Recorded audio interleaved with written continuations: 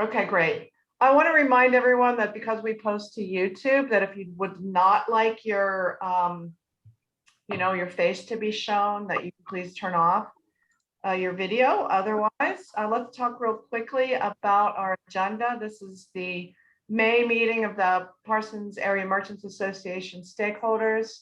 Our guests today are from the Neighborhood Design Center, Isabela Gould and Lisa Snyder. We'll let them introduce themselves. What other agenda items, or does anyone have anything else they want to add to the agenda today?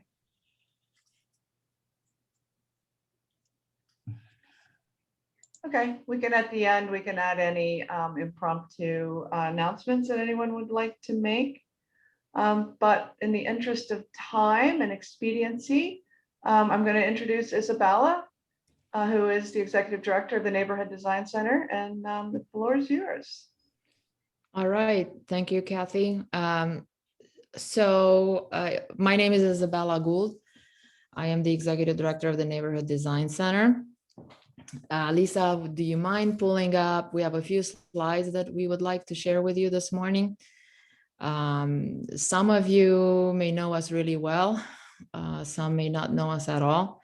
So we will try to give you a quick overview of, in general, who we are, and then just some more project-specific information, work that we've done on the South Side. So Lisa and I will split the presentation. I will talk in the beginning about the general picture, and Lisa will take over when we get to our work on the South Side.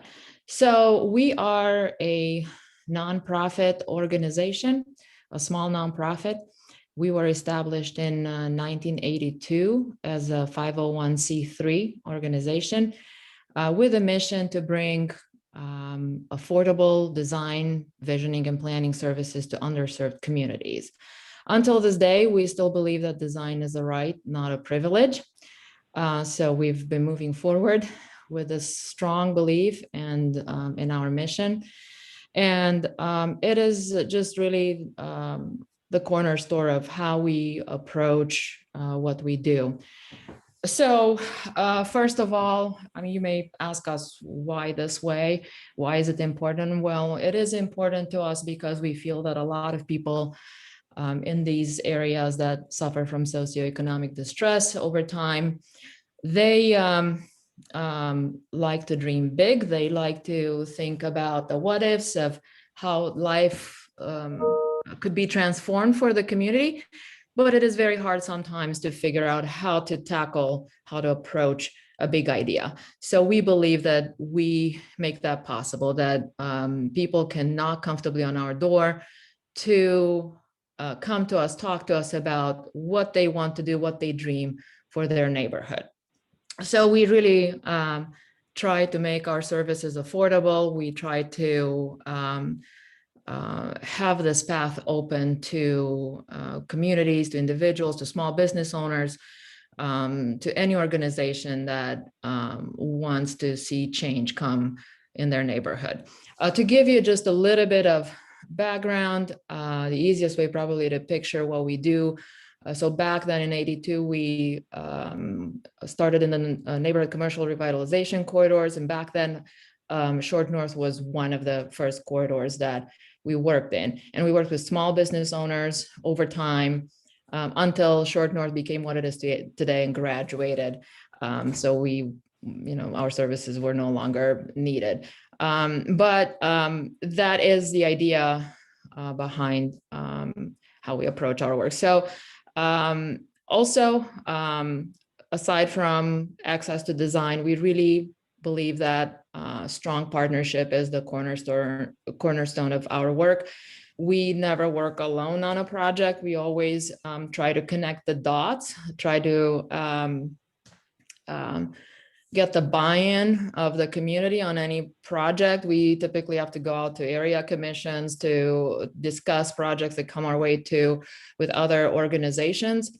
We really try to leverage resources as much as possible so these projects could take wings and come to reality. We embrace the community good, the desire of the community for a larger vision besides just a single project. So while we may work on a small project, it is also the vision of the larger community that matters. We like to adopt a bottom-up approach to our projects, where we go in and listen to the communities we work with, to the individual, whether it's individual or a group. It's how we like to approach our work. And we recognize that it does take time, and it does take resources to bring together to make change possible. And last but not least, we love to nurture design talent. So more than half of our staff are student interns, currently from the Ohio State University. We are also an overlap of various disciplines. Some of us are architects, landscape architects, city and regional planners. We have an interior designer, and our students as well represent they're an interdisciplinary team. Right now, we are about 5 full-time and 4 interns. So Lisa, maybe we could go to the next slide. Oh, one of the really important things is also, we really believe in a connection to reality. All of our projects are really rooted in real clients, real neighborhood problems, real budgets. So we try to bring good, exceptional design to the best possible within those constraints of reality. And that is how we like to nurture the design talent as well. As far as the types of services we offer, so because we are a mix of professionals, we do offer a few categories. I think what you see on the screen right now could probably best described today, what we do today. In the last 3 years, we have embarked on significant community planning efforts, and you have probably heard about the Linden and the Hilltop community plans. These were each about 1.5 years long, that involved very large communities, just about everybody who had an interest. We worked with the city, we worked with the community groups to develop really strong visions based on what we've heard from the community, and put them forward for future implementation. And the city, I have to say, I have been impressed with just how they have committed to making change possible over the next year. So we're starting to see investments, we're starting to see things, but our work technically stopped at the end of the planning phase. Both of these planning efforts, they're documented online. So you could anybody interested could take a deeper dive into the documents and see what we do. So a second category is design, what we call concept design and visioning. A lot of our work falls in the neighborhood commercial corridors under design. We work with small business owners, storefront renovations, interior design, interior layout. We sometimes just design odd things, awnings or signage. And that's how sometimes we have done so much of that graphics almost became its own category. We've had people who approached us just about support with logos and miscellaneous graphic work, whether brochures, maps, booklets. That has been almost on hand in hand going on with design. And I have to say that our interns bring really incredible ideas, which are hard to resist. So we love to do all kind of fun graphic takes on whatever is needed. Last and not least, also I would say management. We manage various projects that are initiated either by community groups or by city departments or agencies or various groups that want to see something happen in a neighborhood. And the Livingston streetcar sculpture is the closest example that I could think of that illustrates perfectly this process, where we manage the the process. We put out the request for artists to submit ideas. We selected a winner, and we managed the stakeholders along the way to see the idea implemented in the park. So these typically can range from 6 months to 2 years, depending on how complex the process is. Most of these management projects have been competition type projects. To give you a general overview of the areas where we work, we're pretty much, our work is not just in one area of the city, is spread out in various neighborhoods.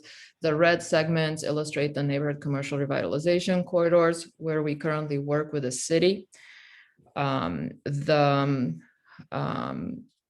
Yellow hatched areas represent the planning areas, Linden and Hilltop. And the little triangles, the miscellaneous graphics that we do.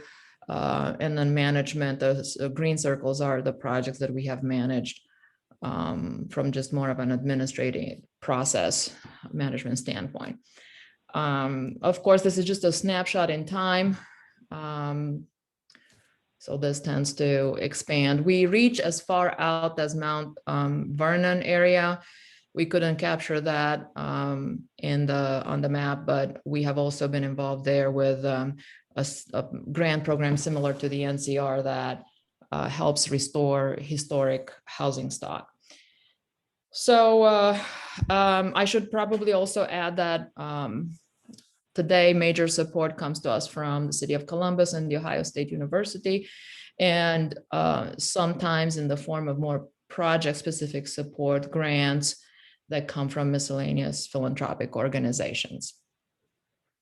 And with this, I will pass it on to Lisa, who will take a dive into some more specific projects we have done.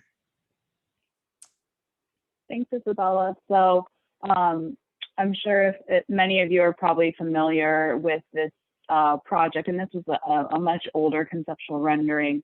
We've also sat, in addition to being involved in the Southland Transit project, we've also sort of had representation on the PAMA board, certainly for as long as I've been with the design center. So this project is sort of the PAMA Southside Gateway project. That is the building to the right that you're just seeing the side of is Jeff May, the fitness loft, Crest, that whole Village Point development. So if you're familiar at all on South Lane and Parsons, there is a kind of patch of grass that is left over that we'll be implementing kind of this gateway piece. Again, this is a much older rendering, but kind of the kernel of the idea is still there. And really it's kind of a northern gateway into the Parsons Avenue corridor.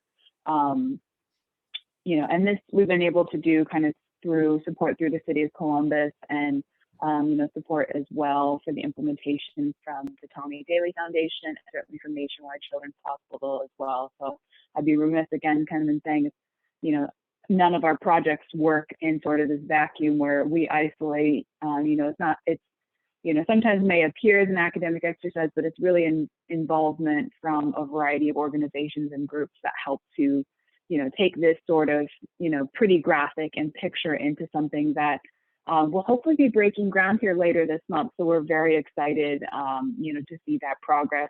I think I'd also be remiss if I didn't mention that with some of the ways in which we work, right? Community support, that ground up approach, things don't happen overnight. So, as I mentioned, this project, I think I started working on it when I started the Design Center. I think I just celebrated my 60th year at the Design Center. So you can see that, it's not an overnight process. It takes a lot of community building consensus, finding the right resources, finding the right partners, working through the design challenges. And I think that's, indicative. There certainly are projects that we do that are, graphics and things like that are much quicker. But I think the reality is when you work with, the community, there's so many factors and changes that can kind of occur over a project's life cycle that, can be challenging at times, but I think very exciting because the end product, I think, is that much more valuable to those who've been invested in the process from the get-go. As Isabella mentioned as well, NEC started as kind of a design agent for the Neighborhood Commercial Revitalization, or NCR program. These are just a smattering of some projects that we worked on in the South Side. Obviously, Brian Higgins is on the call, so Brian and his work with Park and Yellow People's Fresh Market kind of worked on an exterior design, and he was even able to take that vision and elevate it further with involvement with the community murals and sort of that outdoor patio space. The graphics on Local Matters. We've also worked with Green Quarters LLC with Kathy, and a variety of other projects on the corridor. So if you're not familiar with the NCR program, it's been on a bit of a pause since about 2018, but it is a program funded through the City of Columbus Economic Development Division. They provide matching grants up to a certain value for both interior and exterior improvements to commercial businesses on those designated corridors. So on that map, those sort of bolded red lines, Parsons is one of those NCR districts, as is West Broad and Franklinton, Hilltop, Cleveland Avenue, East Main Street, Mount Vernon, and Long Street. So basically, the program not only provides the matching grants, but also provides us the opportunity to provide design services, free of charge to businesses within those corridors, and really to help them vision and go through the process of improving their business. On the bottom, again, graphics. In addition, the NCR program also affords us the opportunity to work with business organizations. So, again, we've been working with PAMA on a variety of facets, over the years.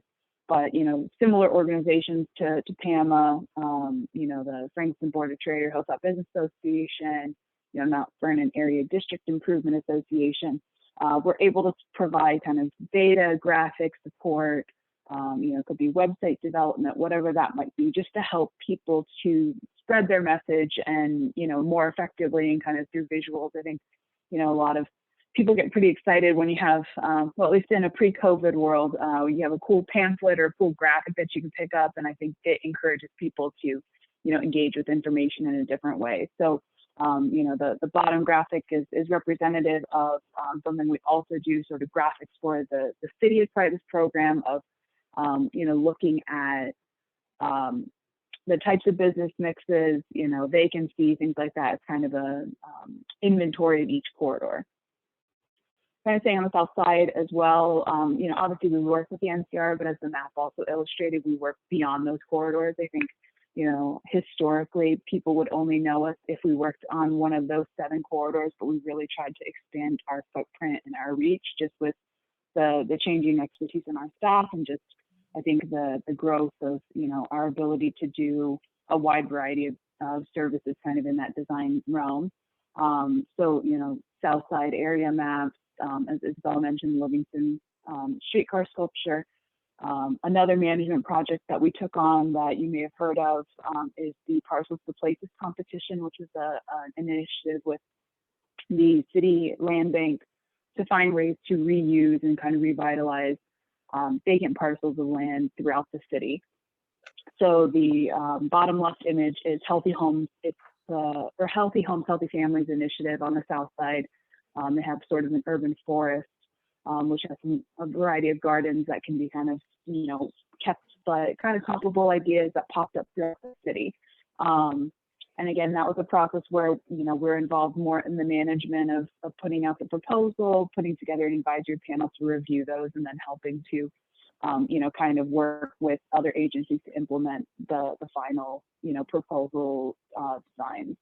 And then bottom right is, we did some work, impact community action. Some of you may be aware of, they moved into the old Technoglass facility over on Southwood. Not the entire warehouse, but a portion of it. And they worked with us to kind of vision what the interior, it's an interestingly divided space within that interior. And they sort of wanted to vision not only how people access it, but then what is the concept and feel of what people walk into when they walk into the new space. So, you know, and that's the thing is sometimes I think we're also very cognizant that the graphics and the visuals that we produce don't necessarily 100% translate to that finished product. But at least it gives someone an idea, and it gives, you know, visuals that can help work on, say, a capital campaign towards raising funds, or at least giving someone more of a framework and an idea. And I think, you know, kind of the whole concept of access to design is certainly giving people access to design, but I think it helps also to give them an access to their voice, to feel comfortable and confident with voicing their opinions and their needs and their wants in a space where they don't feel like they're being sort of dictated to as to what they should do, but, you know, given an opportunity to say, I like this, I don't like this. So I think that that's a really great kind of opportunity, you know, through our work is, you know, we're not here to tell you what to do. We're here to work with you and sort of find that vision and elevate that to something that can be visually represented.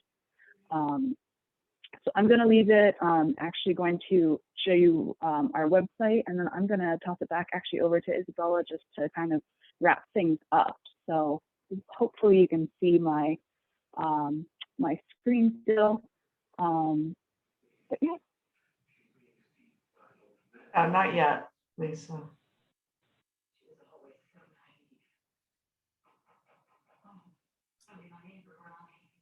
All right, so Lisa, I don't know that it worked, but There we go, that works. So, I mean, I do hope that we gave you an overview. Certainly, we could talk forever about each one of these projects. We tend to get really passionate and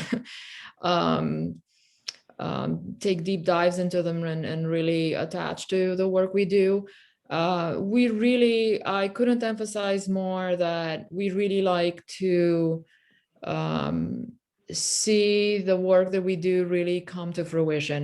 We really operate from that lens of how could we make it happen? And sometimes, yes, it takes a long time, and PAMA is the best example of that. But also, you know, in a nutshell, we just really try to bring the projects from day one when somebody has a dream about, oh, wouldn't it be cool to do this in my neighborhood, right? Or in my small business. And oh my gosh, I could only dream about that to happen. But then really helping people understand the process, what it takes, what resources would be necessary, and hopefully seeing projects executed. Our website, we have recently added some video footage of some recent projects that we have done. We've been really happy to have our hands in the dirt with some of these projects for real. So I hope that this gives you a good overview. We have two really big efforts happening right now. You might have heard about the Next Home 2021 Affordable Housing Competition and the Rapid 5 project. So please check those out.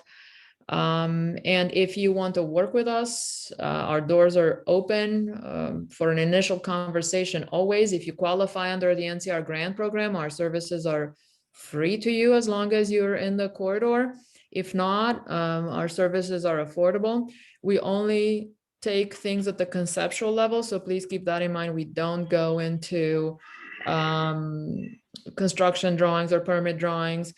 PAMA is a bit of an exception. We've actually worked with consultants. So when a project starts taking that route of coming into reality, we team up with structural engineers, with other design consultants, civil engineers, other professionals. So it's important to keep in mind that our work is about collaboration, not about competition with other design professionals. So we go in areas where others don't want to go in and work. We go in those areas, right? And we start the conversations and we put the big idea on wheels, and then we invite the others with the right expertise to take it on and move it forward. So thank you very much. We'd love to hear your questions. Let me just start with a couple, and then I'll open it up to the participants. So, you know, this year PAMA, you know, is receiving the same NCR contract as last year. And what is your expectation of city support for the Neighborhood Design Center this fiscal year? We're not in contract yet. You guys are way ahead of us. I know conversations are happening regarding the NCR program. I know that the desire for change has been there for years. We have been lobbying for it, but we don't control the way the program is set up. We are a partner in carrying out the program. Certainly don't really set up the parameters. I think our contract is in the works right now. I think everything's been in the budget. We're just waiting for it to be executed and finalized.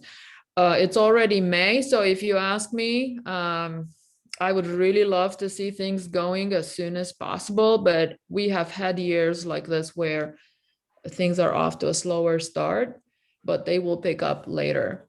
So I wouldn't be necessarily discouraged for the year. We have seen years that in October, November, we're rocking solid.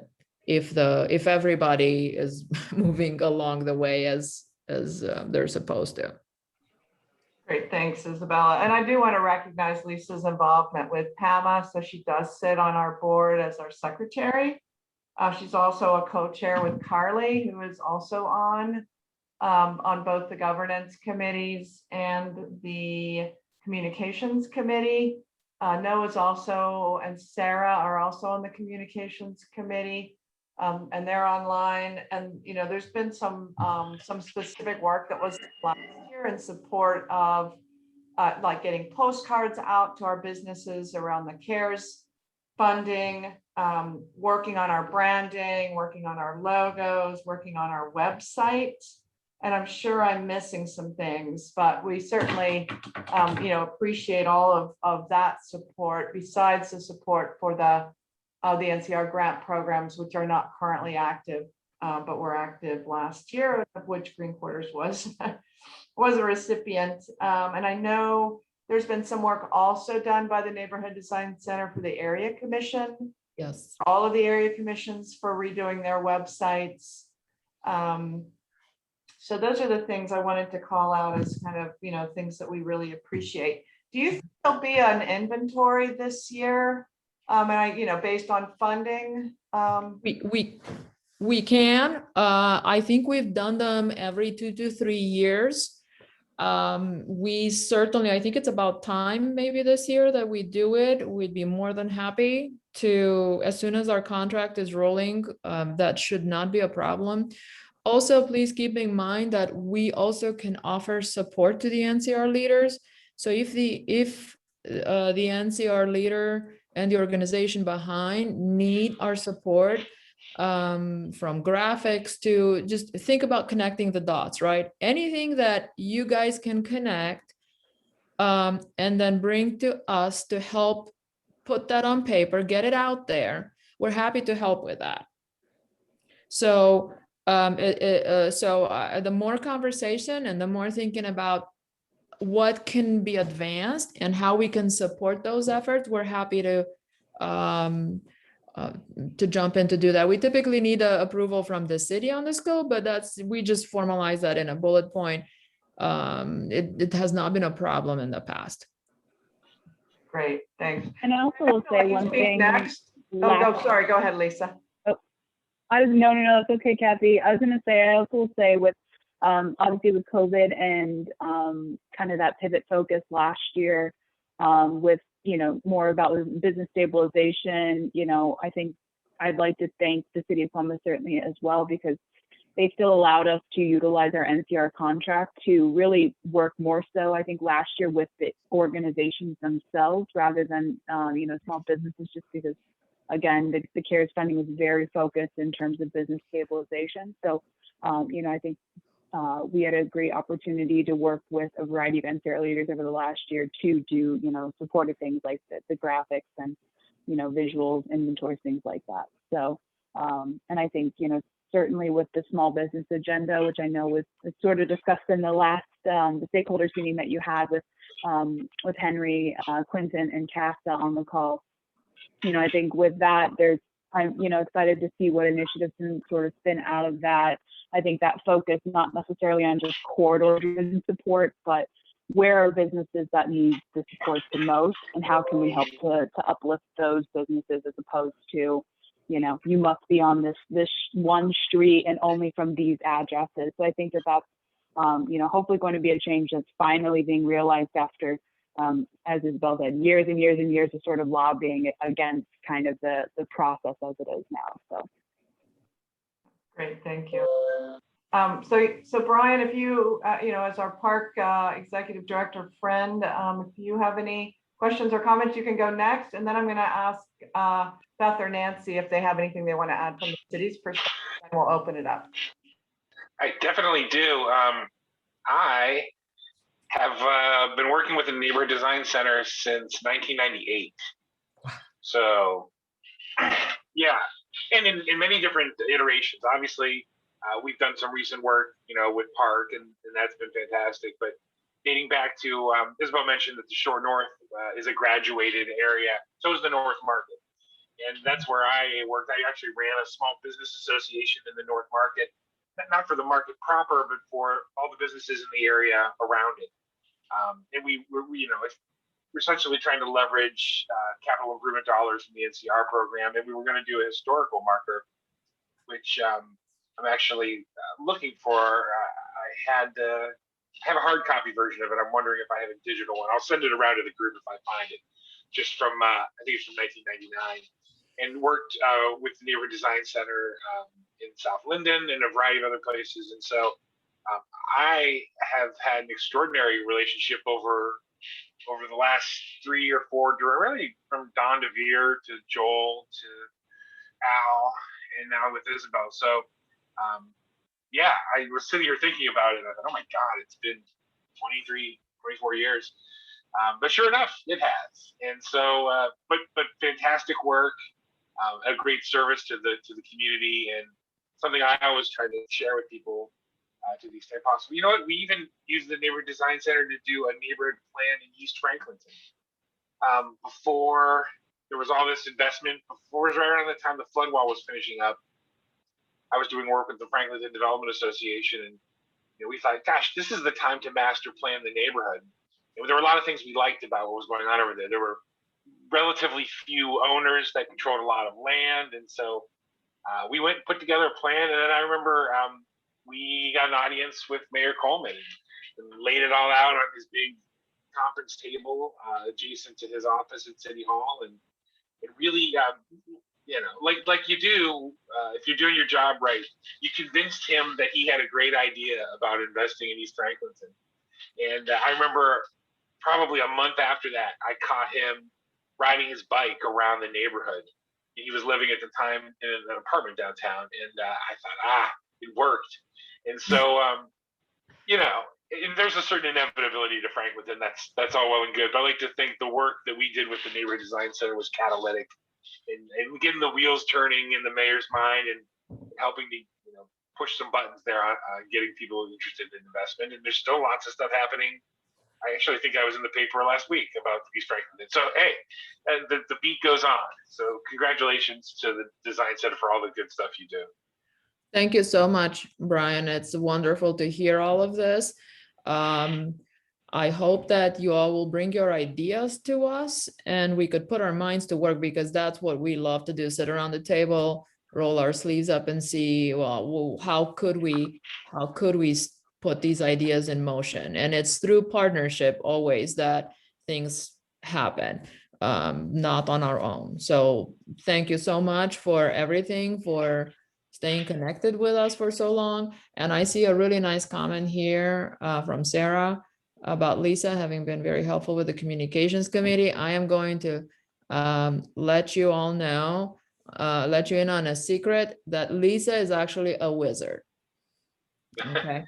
So I'm gonna leave it at that, but absolutely. So hopefully that, I don't know, are there any other questions that we can answer at this time? I mean, literally, like, if it doesn't come out now, anytime, just, call us, email us, but any other questions?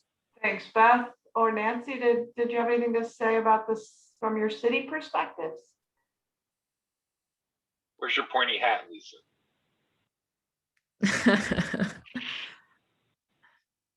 Hi, this is Beth, and I don't have anything to add at this time, but I know that they've done a lot of great work with the city. Thank you. I echo what Beth said. I have nothing to add at this time except an announcement that the council residential, I want to say, districting commission meets today at 5:30. All right, thank you, Nancy. All right, I'm going to open it up to the rest of the stakeholders. You don't have to raise your hand, just unmute yourself and ask your question or make a comment. I am just ecstatic that we now have a monument that is going in, and it's the last of all the crazy stuff that's left, I think. Great. I already have a list of a couple things that are new things that I think we could do together that we haven't talked about. I do think that, to Brian's point about catalysts, just making these kinds of presentations, allow us all to think about, things that we could be doing or could be doing better. So, I'm looking forward to kind of continuing to get that information out to people so that they can have greater participation.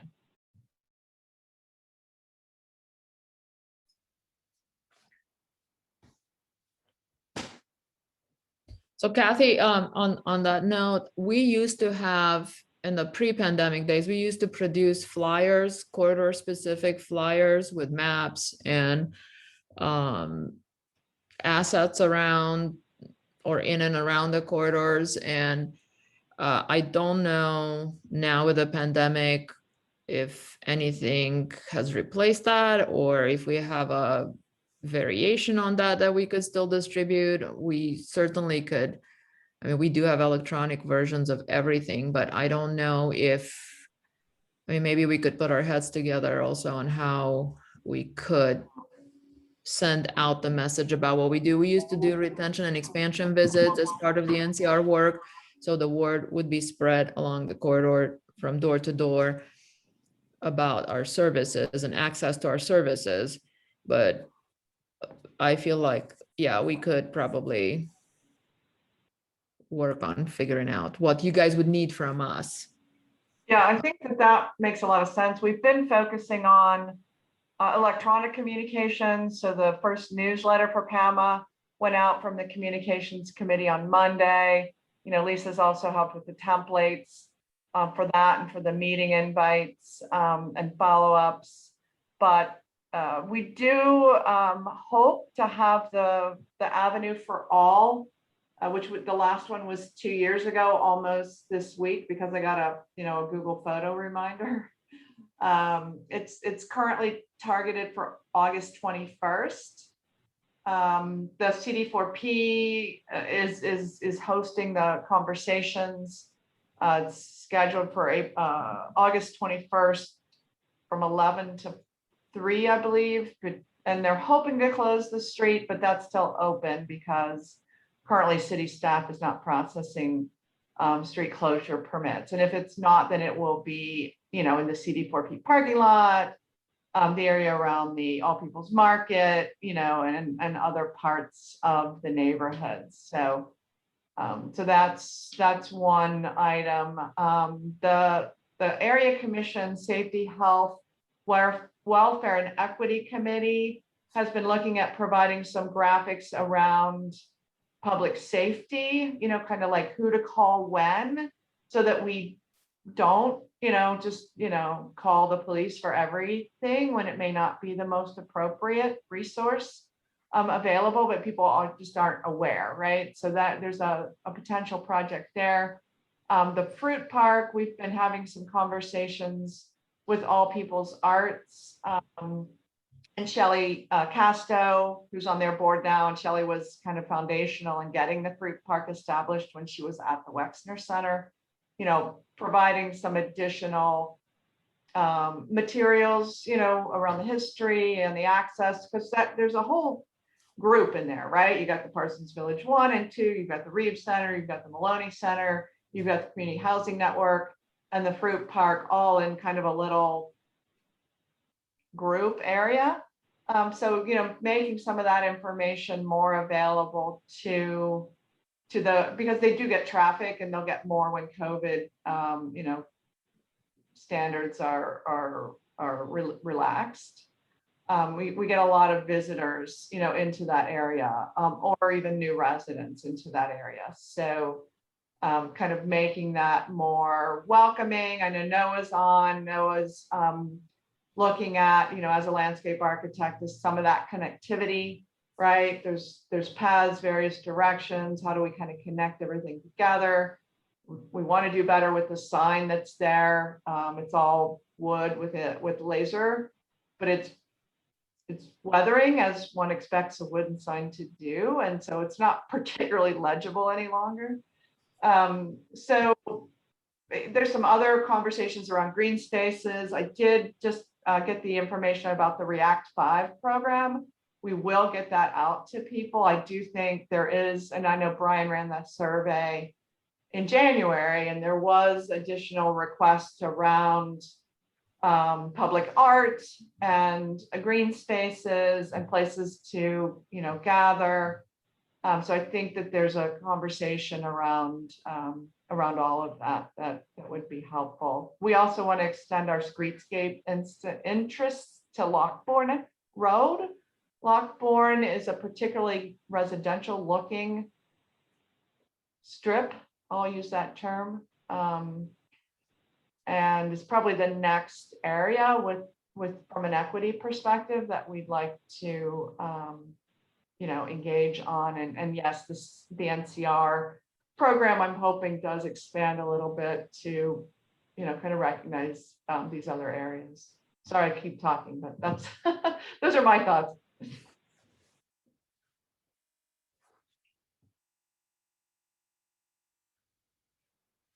Oh, Aaron, I was going to say, going back to the brochure. So Aaron Crease, who is on, also did work with Lisa and the Neighborhood Design Center on refreshing the one brochure that had some of the marketing data. And I think Brian contributed perhaps to that also.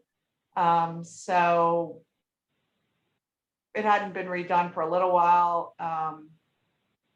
You had some interesting graphics, you know, on the inventory comparisons over the years. And if we were to do another inventory, I think, you know, kind of getting that message out, you know, about the benefits of the NCR program and what has been realized, whether it's a function of the economy and the city growth, you know, or these directed conversations that have been having. I think it's both.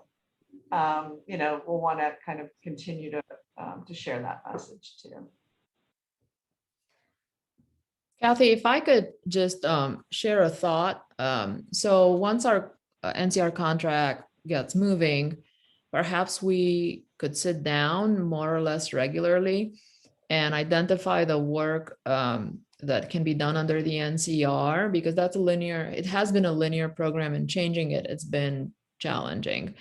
But the way we like to look at it is not necessarily in a linear fashion. Yes, the grant system funds that segment, right?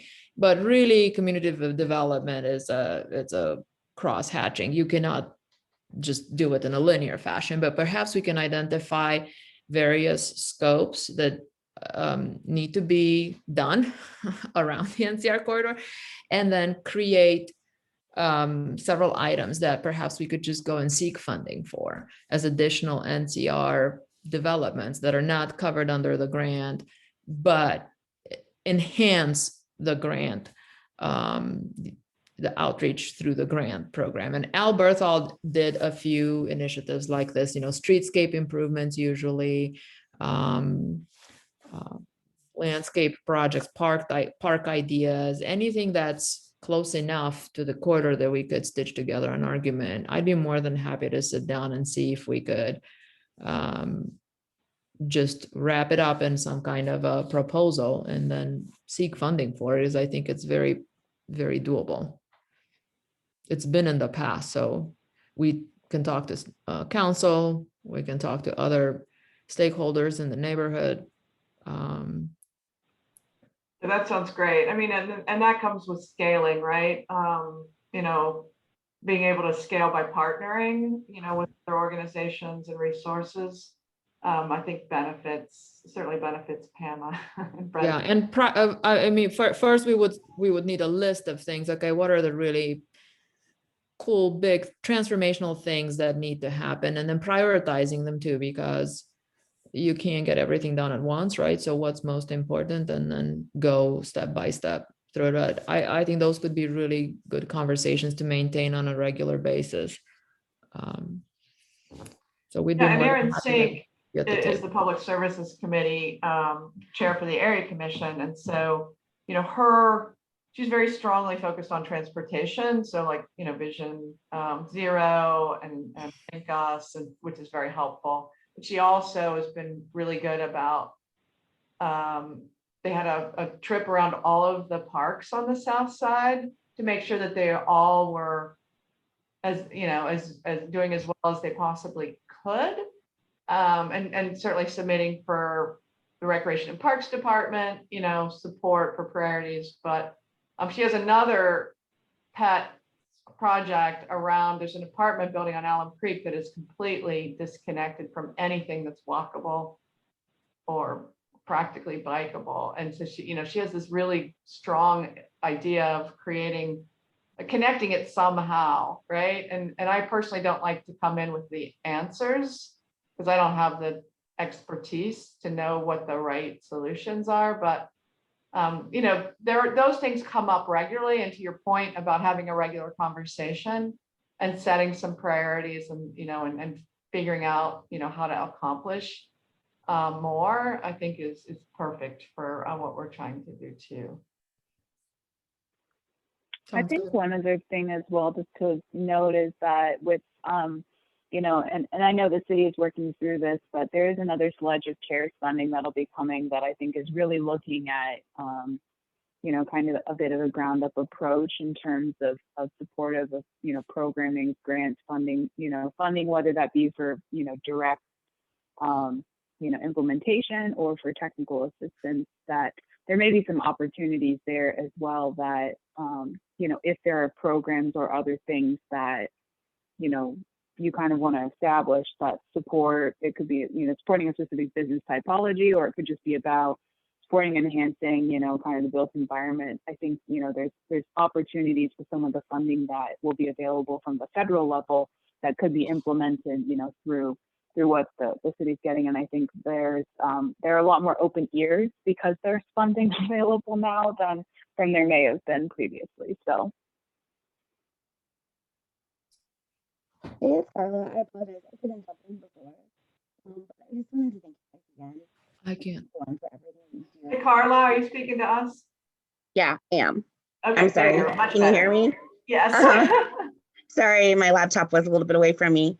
I just wanted to thank you guys again for everything you do. I couldn't jump in beforehand. I know that we've been together on these sculpture projects basically from the very beginning, from when Isabela came on, and you know, we've worked on this a lot of side meetings to talk about budget, to talk about what it looked like. It's just been a lot of different, just a lot of energy gone into it. And even currently still working with our engineering and our legal department to be able to move this through. And I just, you know, it's going to be a really great project once it's all said and done. And thank you again for working with your students and everything. So thanks. Yeah, and thanks to Nature Children's for a large amount of the funding for it.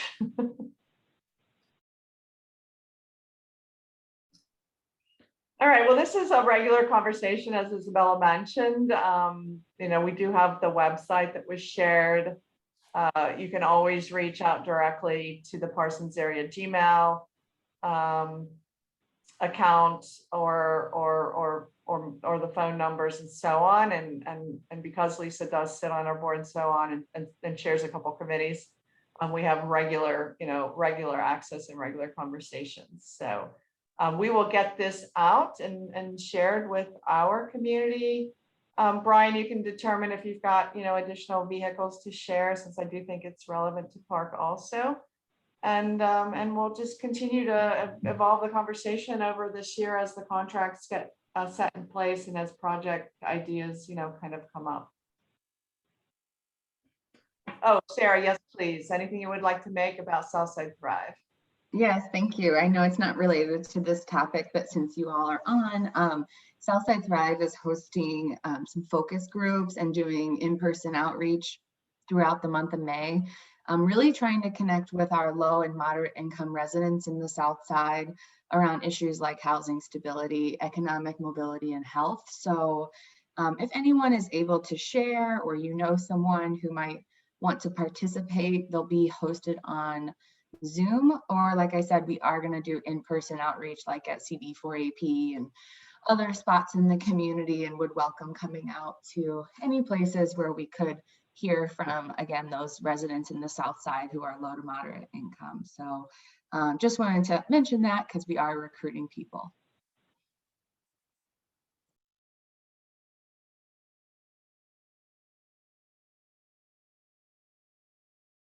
Okay, great. Any other announcements from the good of the order?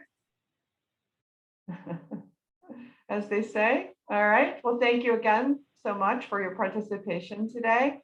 Our June conversation is with Nationwide Children's Hospital as one of our strategic partners and workforce development specifically. I'm always taking ideas for additional stakeholders topics. Nothing is currently scheduled starting in July. So feel free to reach out, and appreciate it. And everyone have a great rest of week. Thank you so much for having us. Thanks. Thank you all. Thanks. Bye-bye.